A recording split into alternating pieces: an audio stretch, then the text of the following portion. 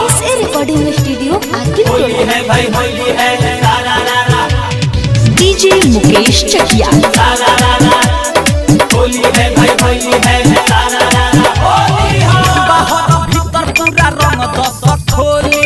फागुन के लहर होके हम बोली अरे रे बाहर भीतर पूरा रंग दस खोली फागुन के लहर होके हम बोली लुटता मजा सब शहर होलिया में अरे ना हो लतिया के नु हो होलिया में पीके पियर बहुआ रंग दस लहराई लखनऊआ होलिया में पीके पियर बहुआ रंग दस लहराई लखनऊआ होली है भाई होली है डीजे मुकेश चकिया होली है भाई होली है होली है भाई होली है केहू ना सुनिया जे तोहरो बहाना होली हम गोरी कैसे करब तुमाना लाल पूरा लाल होई भले बवाल होई फागुन भर छूट पावे नाही सवाल होई केहू ना सुनिया जे तोहरो बहाना होली हम गोरी कैसे करब तुमाना करता पागल के झुका लग हुआ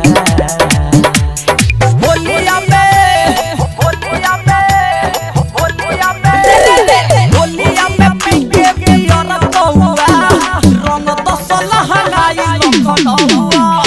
होलिया में पीके पियर बहुआ रंग दस लहराई लखनऊआ ऐसे रिकॉर्डिंग स्टूडियो होली है भाई होली है डीजे मुकेश चकिया होली है भाई होली है सब लोग खोजा ठोके के ताल हो लहंगा तोहार भइल जुआ के काल हो नाचे कुमार बाड़ू लूटत लहार बाड़ू नीचे ढकाइल बाबू पर उधार बाड़ू अरे रे सब लोग खोजा ठोके के ताल हो लहंगा तोहार भइल जुआ के काल हो मासूम लोकी राजा रंगई कौआ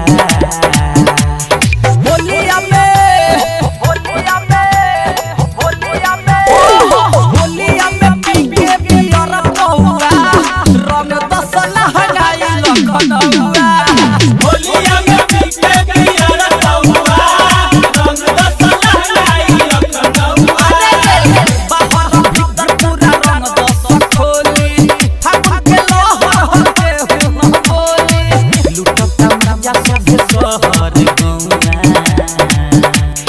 होलिया में अरे ना हो लतिया के नु हो होलिया में पीके पियर बहुआ रंग दस लहराई लखनऊआ होलिया में पीके